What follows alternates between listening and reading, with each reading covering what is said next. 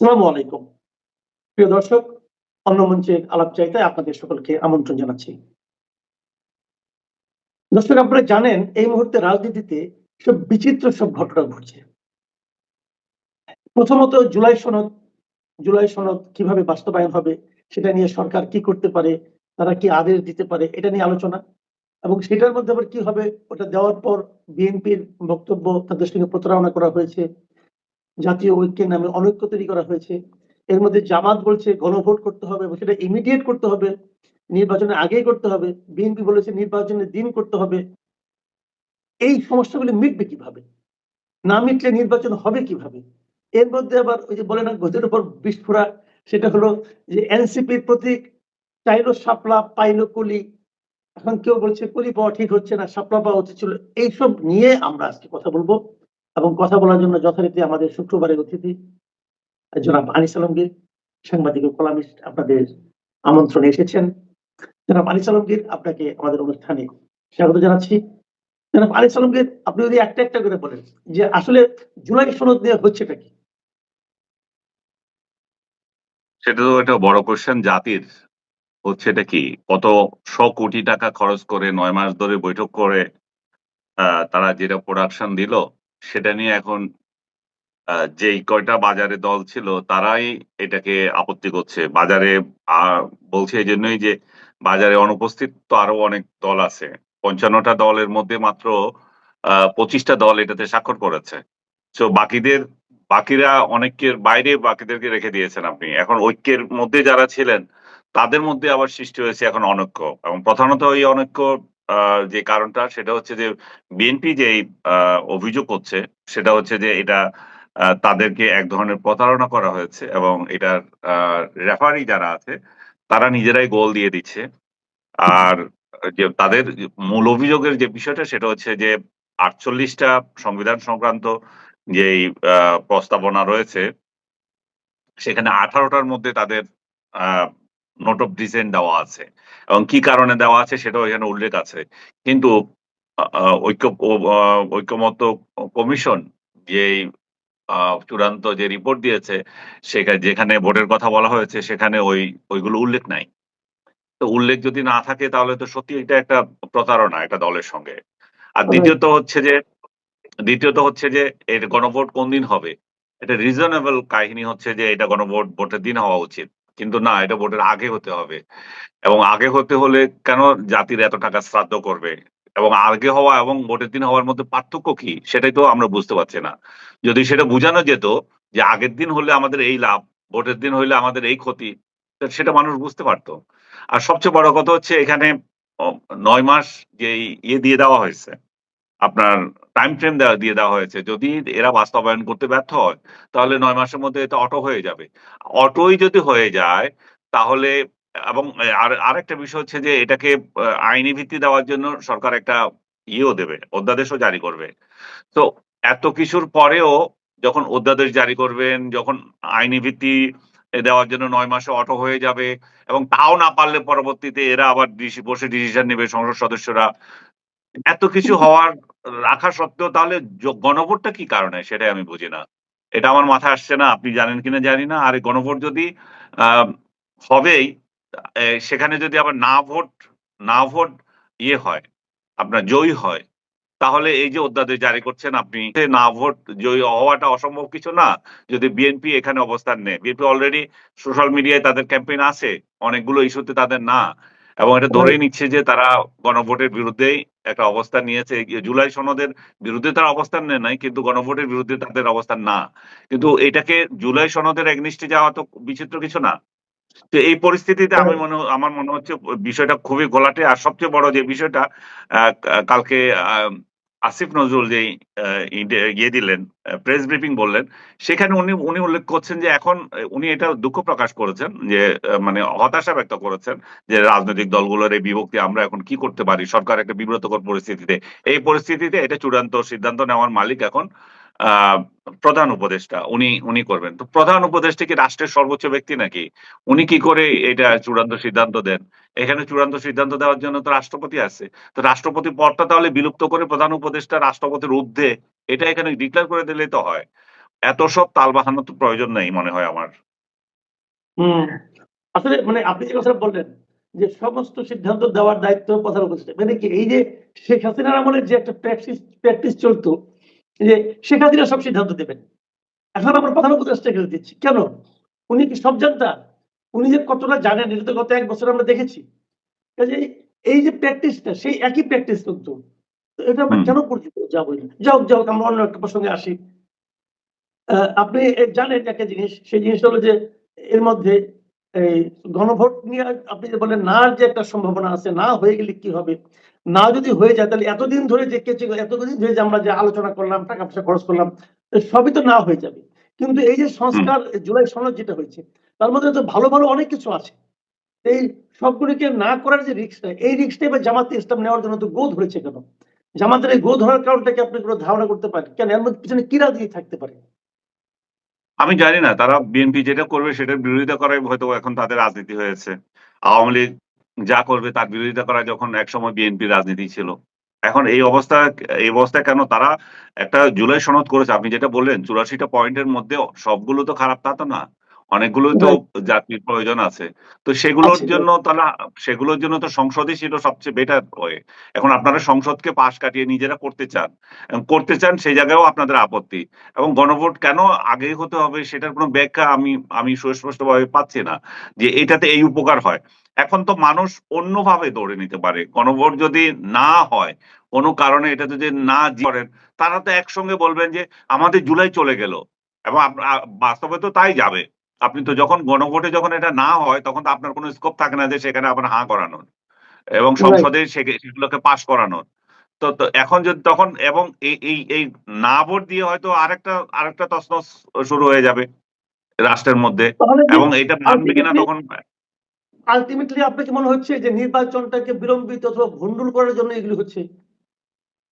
এটা যারা নির্বাচনে এটা তো বিএনপি অলরেডি বহুবার বলছে। বিএনপি তো এক ধরনের মানে ফাঁদে পড়েছে যে তারা সবকিছুতে হাঁ, হাঁ, হাঁ করে আসছিল যে তারা যেকোনো পর্যায়ে ইলেকশনটা চাচ্ছিল।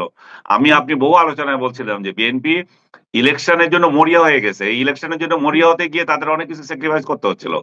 এই স্যাক্রিফাইস করতে তাদের এই এক দশা হয়েছে। তারা যখন যেই পয়েন্টে দাঁড়িয়েছিল যে ডিসেম্বরের মধ্যে ইলেকশন দিতে হবে, সেটাই ছিল তাদের বড় স্ট্যান্ড। তারা সেখান থেকে সরে গিয়ে আজকে এত সব কাহিনী তৈরি হচ্ছে। এখন ইলেকশন হবে কিনা সেটা নিয়ে আমরা দুশ্চিন্তায় আছি। আর এই দুশ্চিন্তা মানে আমাদের দুশ্চিন্তা না, এটা জাতির দুশ্চিন্তা। জাতি একটা অন্ধকার একটা মানে গর্তের মধ্যে পড়বে। যেখান থেকে উঠে আসা আরেকটা কঠিন ব্যাপার হবে। এটা কিভাবে অতিক্রম করবেন আমি জানি না। ডক্টর ইউনূসের কি সাধ্য আছে যে তখন এটাকে অতিক্রম করে উনি ইলেকশন দিতে পারবেন। আইন শৃঙ্খলার পরিস্থিতি ঠিক নাই। পুলিশ প্রশাসন ঠিক নাই। সেনাবাহিনী এখানে কতটা ভূমিকা রাখবে সেটা গত ১৫ মাসে তাদের ভূমিকা দেখেও আমরা বুঝতে পারি। তো সার্বিকভাবে আমি খুব অন্ধকার দেখছি। রাষ্ট্র কোন দিকে যাচ্ছে, সরকার কোন দিকে যাচ্ছে এবং রাজনৈতিক দলগুলো আসলে কি চাচ্ছে? স্পেশালি জামাতের এই রিজিক্ট হয়ে থাকা যে এটা গণভোট আগেই দিতে হবে। এটার মধ্যে কি হুম। ফায়দা? এটা আমার মাথায় ঢুকছে না। আচ্ছা আমি আরেকটা প্রশ্ন করি আপনাকে নির্বাচন সংক্রান্ত অনেকটা। আপনি দেখেন এই যে মানে প্রতীক নিয়ে, এনসিপির প্রতীক নিয়ে, শাপলা নিয়ে। ১ম এ নির্বাচন কমিশন বলল শাপলা দেবে না, শাপলা আমার তালিকায় নাই, অমুক কত কথা হুম, হলো, শাপলা জাতীয় প্রতীক, অনেক কিছু বলা হলো। তারপরে হুম, আবার এদিকে এনসিপি যখন বলল, আপনি দেখবেন এনসিপি কিন্তু সবসময় যে কথাগুলি বলেছে অত্যন্ত আত্মবিশ্বাসের সঙ্গে বলেছে। এবং তারা বলেছে হুম। তাদেরকে শাপলা দিতে হবে। এই আত্মবিশ্বাসের উৎসটা কি ছিল আসলে? এবং শেষ পর্যন্ত দেখা গেল যে নির্বাচন কমিশনে কিন্তু নতজানু হলো। তারা বলল যে তাদের ১৬ টা এনসিপি কে দেওয়া হবে। তো এই যে চাপের মুখে নির্বাচন কমিশন নিজেদেরকে সিদ্ধান্ত পরিবর্তন করতে বাধ্য হলো। আপনি কি মনে করেন এরকম একটা নমনীয় নির্বাচন কমিশন একটা জটিল নির্বাচন শেষ পর্যন্ত তুলে আনতে পারবে? নির্বাচন কমিশনকে আমার নমনীয় মনে হয় না। বিশেষ আচ্ছা। করে সিইসির প্রতি আমার আস্থা আছে। উনি অত নমনীয় লোক না। কিন্তু ঘটনা হচ্ছে যে এই এনসিপি সরকার থেকে এই সমস্ত আশকারা পাচ্ছে। আশকারা পাচ্ছে বলে তারা একবার এক দাবি করে, একবার একভাবে যায়। তাদের প্রধান দাবি ছিল যে এখানে শাপলা দিতে হবে। ঠিক আছে। শাপলা আপনিও আমরা অনেকে বলেছি শাপলা দিতে সমস্যা কোথায়? শাপলা জাতীয় প্রতীক যেভাবে আছে সেভাবে না, অন্যভাবে দাও। তো এখন অন্যভাবে দিতে গিয়ে সেটাকে যে আবার একবারে পল্লী বানিয়ে ফেলতে হবে সেটা তো জরুরি না। আচ্ছা বানিয়েছেন। সেই বানানোর মধ্যে আবার এটা শাপলা কলি লিখবেন কেন? শাপলা থাকলেই তো হয়। কলি আর কলি ছাড়া ২ টাই তো শাপলা। আপনি আবার শাপলা কলি দেওয়া দরকার কি? আর কলি দিয়েছে বলে এনসিপি লোকেরা আবার ভাবতেছে আমাদেরকে কলি বানিয়ে দিয়েছে, আমাদের ফুটতে দিচ্ছে না, আমাদেরকে শিশু বলেছে। কেন? আপনার কলিতে শিশু মনে করেন কেন? কলিতে তো যৌবনও আছে, এটাই তো মনে করতে পারেন। যে আপনি যৌবন প্রাপ্ত হচ্ছেন। আপনারা আপনারা যেই যুবক শ্রেণী আছে, তরুণ শ্রেণী আছে, তারা কলি তাদের প্রতীক। আর ফুটে যে গেছে সে তো বুড়া। তাহলে আপনি তো ইন্টারপ্রিটেশন আপনি আপনার মতো করছেন কেন? ব্যাখ্যা তো আপনি ভালো পজিটিভলিও নিতে পারেন, নেগেটিভলিও নিতে পারেন। কিন্তু আমি মনে করি যে এটা কুড়ি নাম দেওয়া দরকার ছিল না। এটা শাপলাই দেওয়া দরকার ছিল। আর শাপলা যদি তাদেরকে দিতে হয় তাহলে জাতীয় প্রতীক যেভাবে আছে সেভাবে নয়। সেটা বিকল্প পদ্ধতিতে দিতে হবে এবং এটা সমাধান করা উচিত।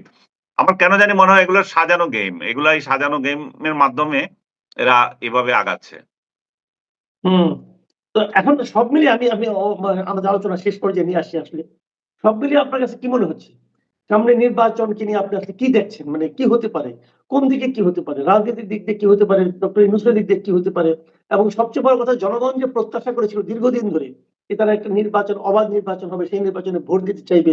সেটার কি হতে পারে? এবং তারও যে একটা বার্নিং কোয়েশ্চেন কিন্তু রয়ে গেছে। সেটা হলো যে নৌকার যারা ভোট যারা প্রচুর লোক আছে যারা নাকি জীবনে কখনো নৌকা ছাড়া অন্য কোনো মার্কায় ভোট দেয়নি। তারা কি পাবে হুম। বিকল্প হিসেবে? এই সব মিলিয়ে আপনার সামনে কি দেখছেন?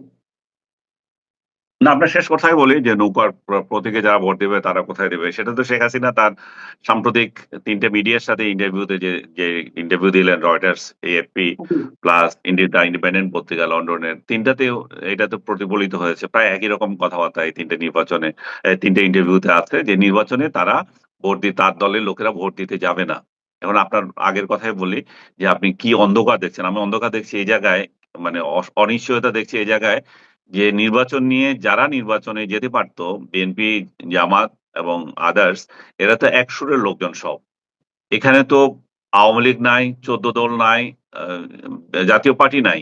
সো এই তাদের প্রতিপক্ষ যারা তাদেরকে তারা বাইরে রেখেও তারা এক হতে পারছে না। এবং তারা সংখ্যায় বড় না। বাইরে যাদেরকে রেখেছে তারাই সংখ্যায় বড়। তারপরেও তারা নির্বাচনে যেতে পারছে না। এই পরিস্থিতিতে আওয়ামী লীগ যদি ডিসিশন নেয় যে আমরা নির্বাচন হতেই দেব না। এখন নির্বাচন তো বর্জনের কথা হচ্ছে, বর্জন মানে তো ভোট দেব না। এরপরে যে যদি বলে যে আমরা নির্বাচন হতেই দিব না, যেটা ২০১৪ সালে আ বিএনপি নিয়েছিল বা জামাত নিয়েছিল। সেই পরিস্থিতি যদি তৈরি হয় তাহলে দেশের কি পরিস্থিতি হবে? তাহলে এটা নিয়ে আমি বেশি চিন্তিত। যে আওয়ামী লীগ শুধু ভোট দেবে না বলেছে। ভোট দেবে না এটা তো খুব শান্তিপূর্ণ ব্যাপার। যেটা ২০২৪ এ বিএনপি করেছিল। বিএনপি কিন্তু ২০২৪ এ কোনো আক্রমণ করে নাই। ২০২৪ এ রাইট। তারা পার্টিসিপেট করে নাই। কারণ ২০১৮ সালে তারা এই নির্বাচনে অংশগ্রহণ করে শেখ হাসিনা তারা ২৪ এ অংশগ্রহণ করে নাই। এই অংশগ্রহণ না করাটা আবার শান্তিপূর্ণ ছিল। যেটা ১৪ এর মতো ছিল না। এখন যদি আওয়ামী লীগ ডিসিশন নেয় যে ১৪ এর মতো করব আমরা তাহলে কি হবে? আওয়ামী লীগ আরো একটা ইনস্ট্যান্স তো রেখেছে। ৯৬ সালে যে নির্বাচন, ১৫ই ফেব্রুয়ারি যে নির্বাচন, সেই নির্বাচন কি ছিল? সেই নির্বাচন তো জাতির ইতিহাসের সবচেয়ে কলঙ্কিত নির্বাচন ছিল। সেখানে তো ভোট কেন্দ্রই বসে নাই।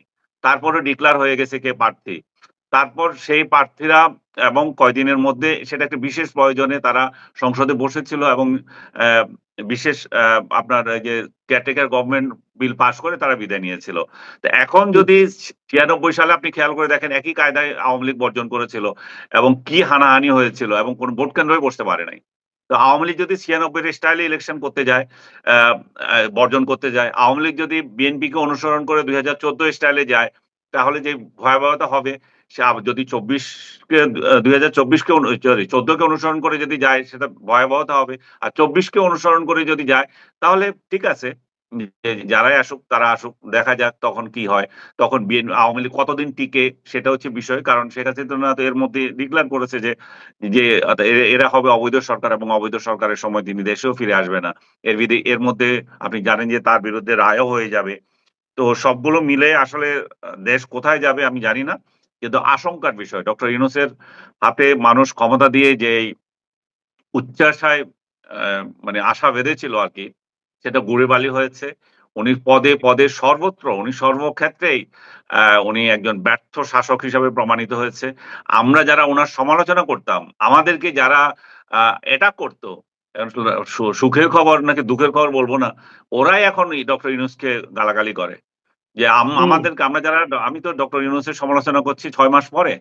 ৬ মাসের রাইট। পরে সমালোচনা করেও যাদের গালি শুনেছি, তারাই এখন ইউনূসকে গালাগালি করে। জি, আসলেই আপনি যেটা বললেন মানে এটা আসলে খুবই একটা ভয়াবহ পরিস্থিতির দিকে হয়তো আমরা যাচ্ছি। আমরা জানি না কি হবে। ধন্যবাদ জনাব আনিস আলমগীর। প্রিয় দর্শক আপনারা শুনলেন জনাব আনিস আলমগীরের বিভিন্ন বিষয়ে বিশ্লেষণ এবং আমার মনে হয়